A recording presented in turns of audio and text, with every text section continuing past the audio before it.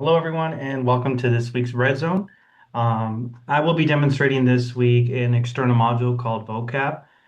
This external module provides a simple yet anonymous Q&A interface. More importantly, allows your participants to submit questions and upvote questions that have been submitted by others. The really neat thing about this, it doesn't require anyone to log into RedCap. As a matter of fact, what I will be doing is I will be submitting the link in our Red Zone chat. Once you click on that link, it's going to take you directly to that Q&A session. So to kind of just to test it out, and I'll obviously be showing that screen at the end. If you have any questions regarding this external module, you'll just type in your question in the comment box there, click submit, and then we'll go through it then at the end. So a couple key features I'd like to show to you all before we get started on the build demonstration and how to enable the key features for this external module. As I mentioned, it is anonymous, so I think that's one of the most intriguing things for your participants. No fear of asking a question, having your name or anything presented there. It does have a upvoting feature, meaning if there's a question that others agree with you or would like to have answered, they can click that thumbs up icon, and what it does there is it's going to bump up whatever question has the most thumbs up to the very top. So that way, if anyone on the administrator end that's viewing these questions knows which to answer in order. It's all built entirely within RedCap. As a matter of fact, the external module XML will build it entirely for you. You're going to be able to answer questions live during your Q&A session, which I'll show you that further on in the presentation.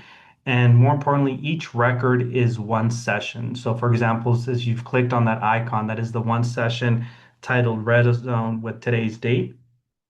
One thing I like to do with any external module are, what audience could this benefit with this external module? And I feel like this could be beneficial tool for any students or training programs, again, in a live session. I know Zoom does offer a Q&A session, but if you were to have a live session, if you had a screen demonstrated, this could be beneficial for your students to submit any questions during the training session without the fear of judgment. This could also benefit any instructors or presenters. This is a prime example of an external module that we're presenting, where people are able to submit their questions. Again, it is anonymous. Another example could be department head meetings. If you are having a huge department meeting and the director or department head wants you to ask any questions you may have, you have that anonymous feature where you can submit your questions. So that way you can make sure those questions are addressed. Any IT or security or research teams, when it comes into, a new research program may be occurring or anything, you're able to submit those questions. Again, in a live setting, this would be a beneficial. So we'll get now started with the project setup. As I mentioned, it's all set up through RedCap. Each record represents one Q&A session, and it's all stored in a repeating instrument. So kind of start off with any external modules. One thing that I would recommend with this specific external module, we do a little bit differently with others, but for this specific external module, the way it's configured, we would recommend if you already have a project that you've built, go into your external module setting. Just like any other external module, you're going to go ahead and click enable. You would then search that specific external module. This one, as I mentioned, is called VoteCap. It's already enabled, and hence why it's not showing up in my directory here. As we can see, it's been enabled. But as I mentioned, you would want to have this on a separate project, not your main VoteCap per se project. The reason being, if you look at your documentation here, I won't spend a lot of time going through this, but I would recommend if you are interested to read it, I will be going through it live and explaining the installation and the usage. However, in this specific paragraph here, it's going to provide you the XML file. For anyone that is viewing this on YouTube, we will be appending this XML file with that YouTube video.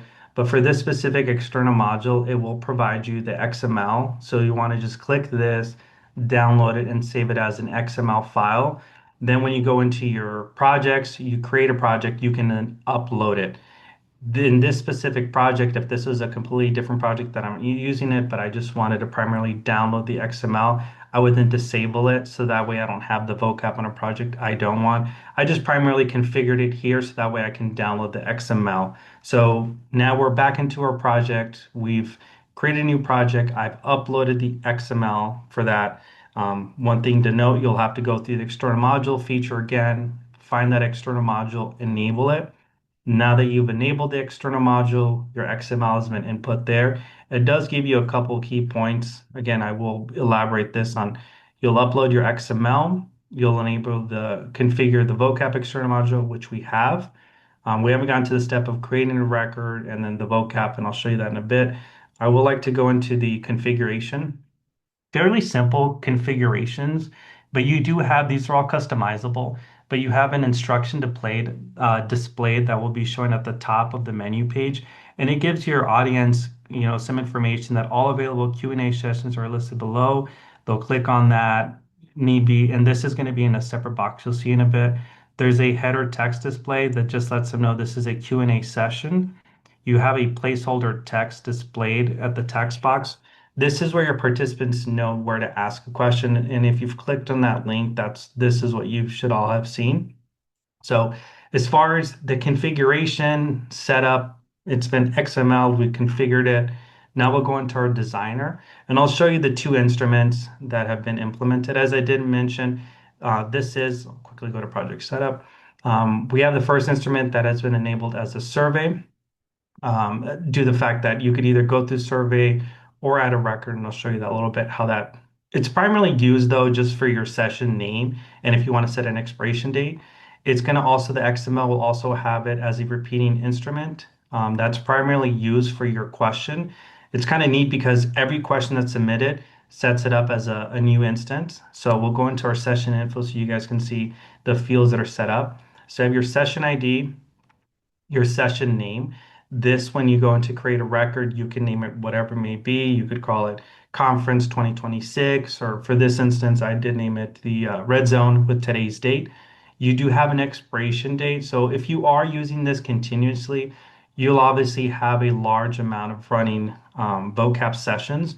So you can actually set an expiration date so you can condense those so you don't have them running. One thing to note, if you do set an expiration date, you could always revert it. It's not like if you set an expiration date, that data and that session can no longer be retrieved. You always will have it in your record status dashboard. And if you want to bring that session back to live, you can just delete the expiration date and it should return. I'll now go into the session questions. So you have three fields here. So this is your question. This is exactly where you guys would submit your question. This is more on the admin side, and I'll show you that a little bit further, where you actually have the capability of answering. So the intention would be the facing document or the link that I've sent to you guys, that would be posted up in the live session. Someone on the back end, will just say the administrator, would then go in and review those questions and would answer them, and you'll see that momentarily what that looks like. It's also neat because it gives you your vote count, so how many people have upvoted it. So as you're going through answering those questions, you can see the ones that are more commonly with users. As you've all clicked on the link, there's already some preset questions that my team has submitted through them when we've done a demonstration with this. We'll go to our record status dashboard. So now we'll create a new session. We'll go through the live section. So as I mentioned, you do have two capabilities since the first one is a survey. And you can create your session through there, or you can just create a new record. So we'll go into the session info. And this is something that you can name it, as I mentioned, whatever may be. I know we have one for today's date and the 20th, and I'll set one up for the 21st. So once you've set that up, you do not need to provide a session expiration or anything. We'll go ahead and save this here. Now, if we scroll down to the bottom by external modules, we're going to see this tab here with the vocab. We'll go ahead and click that. This is where you'll be able to see your running list of sessions that you have. So just kind of for the sake of the presentation, the one that I just created, I'm going to set an expiration date for it. So that way you guys can see what that looks like, as it's going to remove it from our list, and then I'll revert it back just to kind of show that. So it's a neat way that you can kind of have this cleaned up, especially if, as I mentioned, if you are continuously using this, you can have that continuously modified so that way you don't have a large amount of them, especially if anyone's taking care of these, answering questions, this would benefit that. So next thing I'd like to show you all is the moderator section. So one of the links that I've sent to you, this is the questions that you're seeing there that have come up. So any questions that come up here, actually, let me actually right back. So One of the features that I thought was really interesting is that this page is going to refresh every 30 seconds. So that's something that's nice that you don't have. As you can just see, it just recently pulled data, refresh. So that's something that's really neat about this specific external module. You don't need to be continuously refreshing the page. It's going to automatically refresh every 30 seconds, showing you live data that's coming in, any questions that might be coming through. Um, if there are any particular answers, when you do answer a question, I want to say within 5 seconds, you'll see this populated. So we can see these are all of our questions that have gone unanswered. It creates a new category. These were during our test where there were a few questions that were asked. What time is this over at? What time? And the answer will populate in blue and it shows them the time. So now I'll kind of show you on the administrative end if someone was actually answering these questions, what that looks like. So we'll go to our session that we have. We'll go to record 6. And we see all of these here are our questions. So one of the things during the test, and I feel like this would be beneficial, as you answer any of these questions, just for the sake of them, especially if you have a large audience, whether it's, 150 or however many people, that way, as you're answering these questions, would highly recommend that you, once you've answered them, that you mark them as complete. That way you can use the same legend icons that they use for RedCap. Your green ones would be completed, that you've answered them. Let's say if there's a question that you're unsure and you want to check with someone in your team just to verify that, I would definitely mark it as unverified. That way you can get confirmation once you've completed that.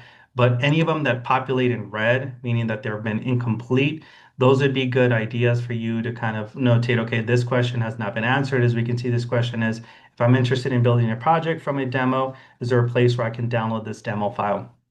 And to answer that question, we can let them know that yes, we can attach an XML file. And what this is going to do is it lets them know that. And if you guys are still on the same page here, I'm going to mark it as complete. So that way I know if I'm the administrator that I've answered this question. So that way if I have more than one person that's answering this question, if I have a team of group, we can go through this and we can see it's been answered. If we go back to this page here, I'll refresh it here. We can see that that question has been pulled now down to the bottom. That yes, this project, if you're interested in using the same one, you can just use the XML file, upload it, so that way you have the exact same mirror.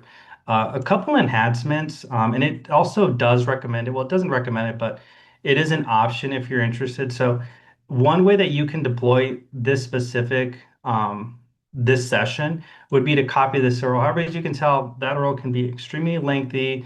If you missed the 6, obviously it's not going to work.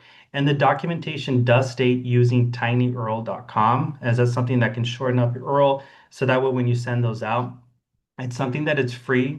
I did not create an account or anything for it. What you would then simply do is just copy this URL. You would paste it there.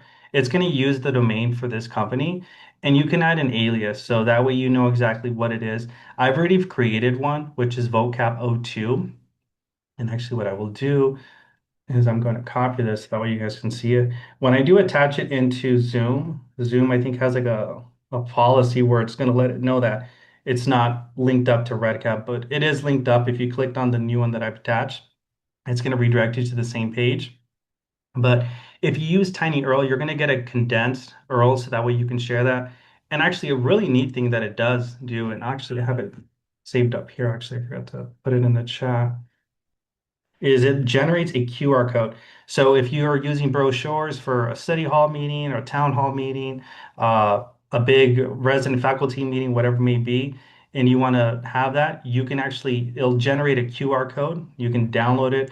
I've attached it on our chat if you want to scan it in with your phone. I'll redirect you here. But that's also a neat capability of a little enhancement that you have that can get this sent out to your participants or anyone that's interested, rather than having this extremely long URL. Um, I'm also, before I forget, I created this and I continuously forget to share it with you guys.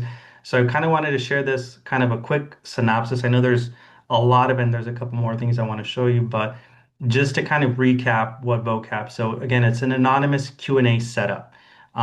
It's very simple. As you download the XML, everything is going to be set up there for you. As I mentioned, you want to make sure you download this project XML from a separate project that you already pre-built from the external module libraries. Once you've gotten that, you'll want to create your RedCap project. You'll want to upload the XML file. You'll want to go into your external modules, enable that VoteCap, create a test session. So essentially a record. You'll name that session name whatever you deem would be necessary. And then you would click at the vocab link, which is going to be on that left side menu. And then more importantly, I think one of the more key features is using the test questions and trying the admin feature. So that way you can see what your participants are asking. The good thing with this, as I mentioned, you can have it, how many upvotes, what are common questions that are your participants are interested in. It can give you also good information if you're presenting on a specific topic and you're noticing a lot of people are curious on this specific question. For our presentation, we'll just say if e-consent continuously came up that participants were are interested in this, this would give us then more information that, hey, we should elaborate a little bit more on this topic. As I mentioned, it's a fairly simple build. I think it does have a lot of potential, especially if there's new people that are coming into RedCap and not sure what to utilize this for. I think this would give you some good metrics and some good information of how to set this up. And with that, that will conclude my demonstration, and I'll open it up to any questions you guys may have.